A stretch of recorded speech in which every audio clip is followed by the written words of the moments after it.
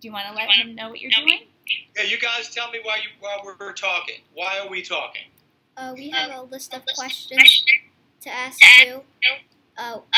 We're wondering a lot of things. We just started brainstorming questions last night, I think, and we want to see if you can answer some questions about making comics. Oh, okay, good, sure. It's not math questions or anything, huh? I'm not good. Okay, go guys. Okay. What can we do to make the comics look professional? A couple things, and I was actually going to show you. You know what? Maybe I can still do it in kind of a rough way. Let me take the tablet out of the case here. I was going to show you on my computer the way. Let me show you how this looks. This is my setup right here. Oh wait, where are you? Go away. Wait a second. Okay, this is my setup, and I have a tablet, a graphics tablet right here, and I draw on it with this little guy right here, this pen. It's a stylus, and I draw here, and let me see if I can make this come up. This is kind of clumsy, but I'm going to switch the camera around. Let's see if it'll let me do that. Okay. Should be able to rotate the camera, right? Let's see, camera.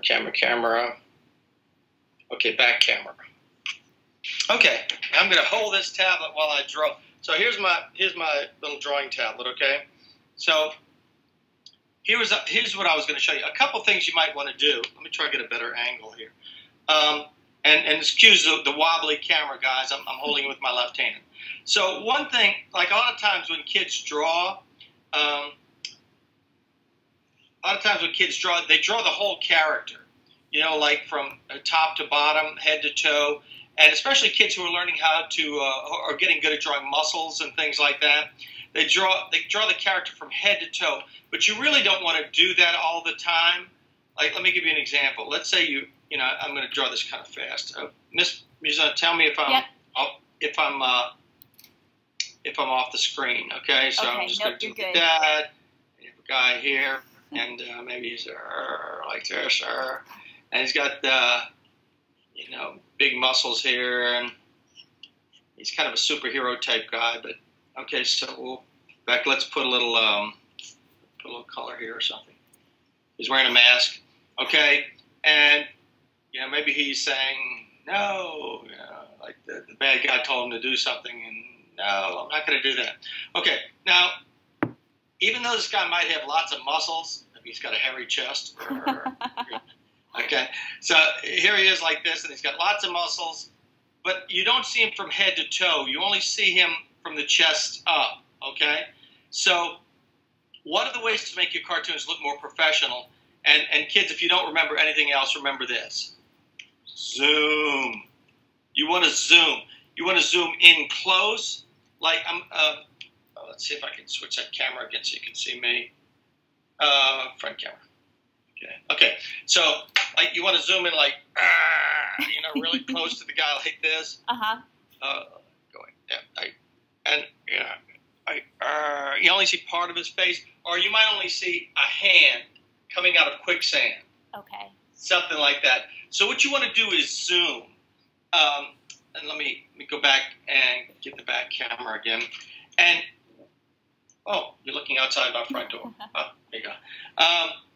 So let's get rid of that, and then the other way you zoom is to zoom out. So you want to zoom in, but you want to zoom out as well. So like you may not even see who's talking, right? Like this is a building, and all you may see is words coming out of one of the windows. Help, like that.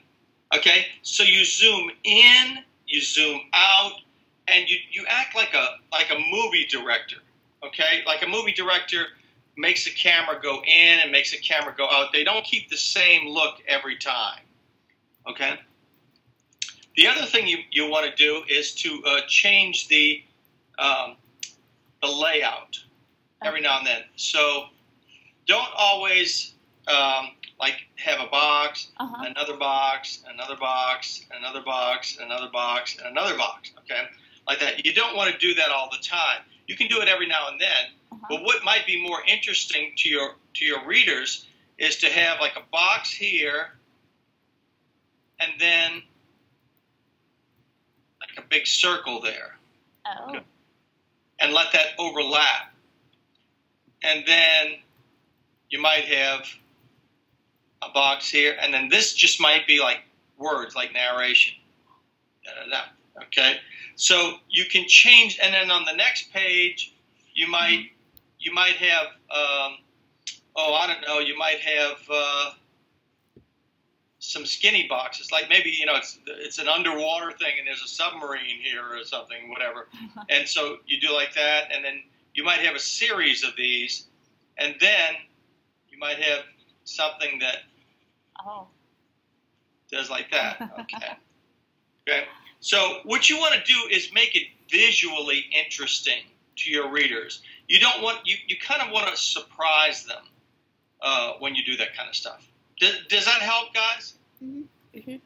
Yeah. Yeah. Okay. I think So hit me again. What you got? Okay. What's another question?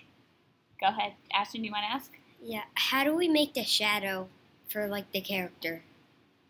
Oh, well, you're going to be doing this with a pencil. I mean, you're not going to be doing it on a computer, right? You're going to be doing it with your hands, right? Mm-hmm. Yeah. I mean, with a pencil. Yeah. Okay. So They were I'll going to show you a upload couple the things. images on the computer. Let's see if I can switch this around again. I'll show you the screen. Okay.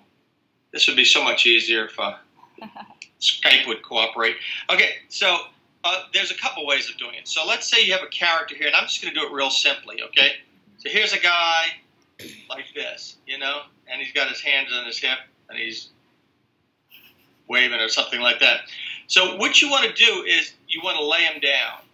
That's what you want to do. You want to lay him down. So it starts here. The shadow goes here, and you kind of reproduce whatever it is you're drawing. So here is his body, and then it's going to do like that. Okay, so this is going to touch like that, and then his head's going to be like here. And so you kind of do the same thing, and then this arm's coming up like this. Okay, and then what you do is you just blacken it all in. Okay. Oh. See? So you draw basically the same guy, but you lay him down. And that way it looks like he's, it's a shadow. And this doesn't have to be black so much. You can make it gray, like that. It doesn't have to be black like that. You can make it gray too. Okay. Yeah. So, but guys, one of the things to remember, I mean, when you do a graphic novel, a comic, or anything like that, let me get that back to you. When you do that, it takes a lot of drawing. And always work in pencil first. Okay, do it in pencil because I promise you, I've illustrated. I've written about 40 books, and I've illustrated most of the books I've written. And I never, ever get it right the first time. So, and that goes for the writing as well as the drawing. So when you draw in pencil and then use that eraser. Get you one of those big, soft, rubber erasers. Let's see. In fact, I think I might even, like these kinds of guys like that. Get these big, soft. You don't want to use the one on the end of your pencil because it's too small. Get one of these big, soft rubber erasers, and just know that it's going to take. You're going to have to do it several times to get it the way you want it to look. But once you do that, then you can put another piece of paper over it, and then you can trace it, exactly like you want, and it'll be nice and clean. So you can do it that way. And if you, sometimes what I used to do when I first started out, I would take my pencil drawing and I would tape it to a window, and then I would put another piece of paper over it, and I could see the drawing through the window. And so that worked out good. And then you can add your colors and things like that. One of the reasons I like to zoom in a lot is because it makes the drawings a lot bigger. And guys, if your drawings are big, you don't have to draw as much. So think about that. I always tell people when I talk to teachers, a lot of times teachers think they can't draw at all. And I say, the worse you are at drawing, the bigger you ought to be drawing. Okay. Okay, because then you don't have to draw as much. That's a good rule of thumb, right? Yeah. And I'll show you something else too. Let's say, let me move this camera around again. Right, camera. Okay. So when you do your boxes on your paper, remember to leave a little white space. So in other words, don't do this like that and then start illustrating. What you want to do is imagine you're laying out picture frames. See, and you leave space between them, a little air. You want a little white space here, and you can overlap things. You can do this, and then you can empty that out. Oh, that didn't work.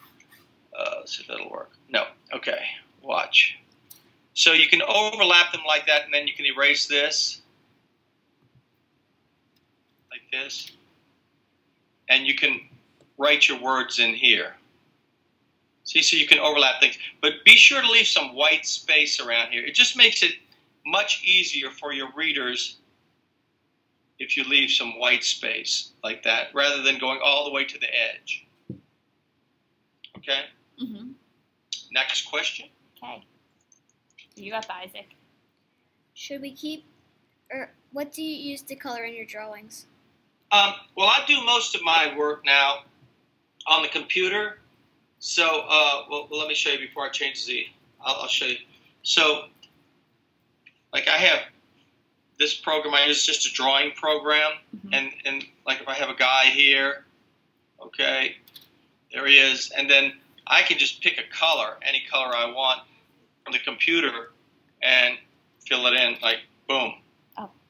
Okay. Or I can, any other colors. So I can do that, see? Okay. I also have a really neat program, see if I can bring this up fast enough, that I use sometimes. Bring that up. And while it's loading. So I can do this, and there are some neat things you can do with these computer programs now too, guys. Like, you see that ball there? I can fill that ball in and then touch it and then shade it by doing this. Watch. I can shade it any way I want. Okay. Just by moving that little line. And Miss Muzone, the program I'm using is called Photoshop Elements. Okay. But there's a lot of other programs like this. Adobe makes one that's free. Oh, and Adobe does make one that's free? That's what I was wondering. Yeah, I use this tablet. This tablet I'm drawing on right here. It's made by a company called Wacom, W-A-C-O-M, and they sell it with the software for, I think it's $80. You can get the drawing tablet and the software for $80. Okay. And it will do anything the guys want to do. I mean, at this level, it'll do anything they want. And I did want to show you this other program, guys, because sometimes I use this program. It's cool. Check this out, what this program can do. And once again, this is another $100 program or so. Okay, so I have to, you didn't see me do that. Let me redo it. Watch. Like, I can do a shape like that and then just touch it, and it'll change whatever color I want it to be. Okay, and then watch this, guy. You're talking about shading. Shadows. Boom. I can just pull a shadow wherever I want it. Like that. And you can make it darker, lighter, or anything like that. But that's not the coolest part. Check out the coolest part. Watch. This is really quite amazing. See this? Watch. Oh, wow. It makes it 3D. It makes it 3D. And you can do that with lettering. Okay. And what's that called, Mr. Artell? And notice, Mr. Muson, see this one is called X-A-R-A. It's called Zara. X-A-R-A. And you notice that, see the lighting here? As you move it, it'll change the lighting. It'll make it lighter, as if there was a light source. Okay. You don't even have to. Yeah. And then you can even extrude it. Watch this, guys. You'll probably find this pretty cool. See if I can make it. Oh, I have to touch it. Okay, and 3D it. And, it's not going to do it for you. There we go. You can extrude it out. So that's pretty cool. So once again, that's another $100 program called Zara. Okay. We might have to check out. We have a very limited budget. How big is our budget, boys? Nothing. Oh, it's nothing? Nothing dollars? But I really think I love the idea of the tablet because it still allows them to kind of manipulate it as they go. What did you say that was? It's WACOM. WACOM. .com is the website, and I use the Bamboo, but they changed the name of this tablet about every year and a half or so. They changed the name. I don't know what I think they call it either the Intuos now, but you'll see it. It's about $80, $79, I think it is. But you know what? Cool. Really and truly, I don't know if you guys have any kind of business partners, but $100 to a business is chump change. Go to your local, utility company. Go to a bank and say, look, we need this little drawing tablet because it works as a mouse pad as well. So you can use it with Microsoft Word. You can use it with Excel. You can use it with any program, and it's pressure sensitive. And they can pony up $100. Your PTO can come up with $100 for heaven's sake. So don't be shy about that. Ask them to donate a tablet, and they can write that off. It's not a big deal. I think maybe you could do that. Yeah. Yeah. There's got to be some mini grants around there somewhere, right? Yes. Yeah. That would be really cool. Yeah. I put these two guys out there selling snow cones or something. Well, probably not this time of year, but yeah. I don't know if you can see, he's starting to crack a smile. He's no, we can't have that. Knock it off. All right. Okay, are you ready for your next question? Okay.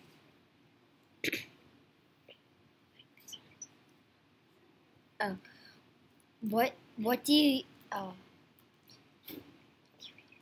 Do you have any tips on making our illustrations look realistic?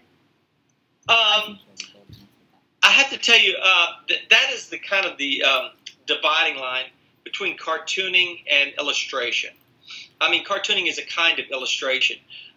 If you want your cartoons to be kind of funny or a little outrageous, I mean, let's put it this way: SpongeBob doesn't look like a real sponge, right? If you made SpongeBob look like a real sponge, he wouldn't be as funny. Okay, I mean, he wouldn't have square pants on, right? So it depends what you want. If you want it to look like Spider-Man or Captain America, you need to learn something about drawing the human body, okay, and how that works and how muscles work. And that takes a little time, but there's probably some good books in your school library, or if not, at your local public library, probably has some pretty good books on drawing human figures. And you'll have to learn how to do that. If you want your comic books not to be quite as realistic looking, don't worry so much about the characters looking realistic, and try to make your trees look realistic or your buildings look realistic, and that will help that whole look of it. Just don't make it too complicated. Oh, and one thing, and this is kind of something a lot of kids do. Let me show you. Let me erase this. Okay. Let me turn the camera around. Okay. A lot of times, when kids draw like caption balloons or speech bubbles, some people call them, okay? They will, like if somebody's talking here, okay, here's a guy, okay, so here's a guy talking, okay, there he is. And a lot of times what kids will do is this, watch. Okay, they'll do this because they need every little tiny bit of space to put the words in. Mm-hmm. What most kids don't realize is that good cartoonists have to be good writers because you don't have a lot of room to write. So instead of making your caption balloons or your speech bubbles look like that, what you might consider doing is this. Draw a shape, a rectangle, a circle, an oval, anything like that. Then take your eraser, erase a little piece, and then put a tail on it. It will make your cartoons look a lot more professional. you do that. Instead of having that big blob in the box, okay? You don't want that big blob like an amoeba or something going everywhere. Right. So, yeah, that's pretty important. Try to be very careful with what you write. Okay, if you have to say a lot of things, then make another box. Okay. Because you just don't want this to get too cluttered. And I think, and correct me if I'm wrong, that the picture should be able to tell the story too. It should be able to tell a lot of the story. Yes, that's correct. Like, it's one thing to say, help, okay? And you can make the words can say help when you put a lot of exclamation points and make big, bold lettering. But if you see somebody's face, you know, who's falling off of a cliff or about to, you know, fall off a building, you want to see that expression on their face as much as you want to see the word. So, yes, the expressions, the visual look is very important. And guys, let me just tell you something. I know you're going to think this is kind of weird. Let me change the camera again. Front camera, where are you? All right, let's see. It's back camera. I'm trying to get this. There we go. The best tool you have in your drawing repertoire, in your arsenal, they have tools. The best drawing tool you have is a mirror. Let me tell you what. A lot of times kids think they draw things from memory, and that's not bad, but usually our memories aren't real reliable, or we have assumptions. So we think we look a certain way. Like kids will draw faces not realizing that, like, if you look at my face, I tell kids all the time, your eyes are in the middle of your head. And they go, no, they're not. They're kind of up high. No, they're not. Your eyes are in the middle of your head. If you don't think that's true, watch. The distance from my eyes to the top of my head, let's see if I get that where you can see it. Okay, it's the same as the distance from my eyes to the bottom of my head. Your eyes are in the middle. But most kids put them up too high because they think that's where they are. Go to a mirror and actually look at yourself before you draw. Because when you draw somebody who's angry, you know, you want to know what the mouth does. Don't try to do it from memory. Actually look, because you may get the mouth right, but notice my eyes kind of crinkle up. And you might miss that. Okay? Also, when you get angry, a lot of times you bring your shoulders up. Okay, well, you want to draw that. You don't want to draw much neck when you draw angry people because the shoulders come up like this, okay? So it's okay to draw things from memory, but don't be afraid to look at a tree. Or get your friend, like Ashton, you can get Isaac to stand there. Like if he's throwing a ball, go like this and stop and actually look at how he looks. What is his hand doing? What are his clothes doing? Artists use models all the time. And for some reason, kids think that that's cheating, like if you look at something and draw it. Tracing somebody else's work is cheating, but looking and drawing, models do it all the time. You've probably seen pictures of models, you know, they'll have somebody in the middle of the room and everybody's in a circle around them, painting them or drawing them. Or if somebody wants to paint a beautiful mountain scene, they don't paint the beautiful mountain scene in a dark room by themselves. They go to where the mountain is. They look at the mountain. Okay, so it's all right for you to get a model. You know, each other or one of your parents or a grown, get your teacher to do it, and they can pose for you. Okay, one of your classmates, and that way you can draw it like that. And if you have a phone or some way to take a picture of it, you can take a picture of it, and then you'll have it to draw from. But don't try to draw everything from memory. Okay, that's a good. Because I didn't think about that, and that's an easy thing to do. So I can take about 2 more questions, then I got to get going. Okay, go ahead. Do you use a storyboard? You know, I used to, but I've been doing so much more. I've been doing a lot more science books and things like that, where it's not really a story as such, but. Let's see if I have it. If I have it up here, I'll show you something. I don't know if I have the folder here or not. I've been playing with a new. Oh yeah, I have used some of it. Sometimes I do. And this is an example. Get it out of this big junk heap here. This is a new book I'm working on. And it's actually going to be a graphic novel. And I'm going to show you that I'm not just telling you should do this and I don't do it. Let's see. I actually do it myself. So, okay. So here are some pencil drawings. And the name of this book is it's about a vampire who tells a lot of jokes. He's like a class clown vampire, okay? And his name is Count Jocula.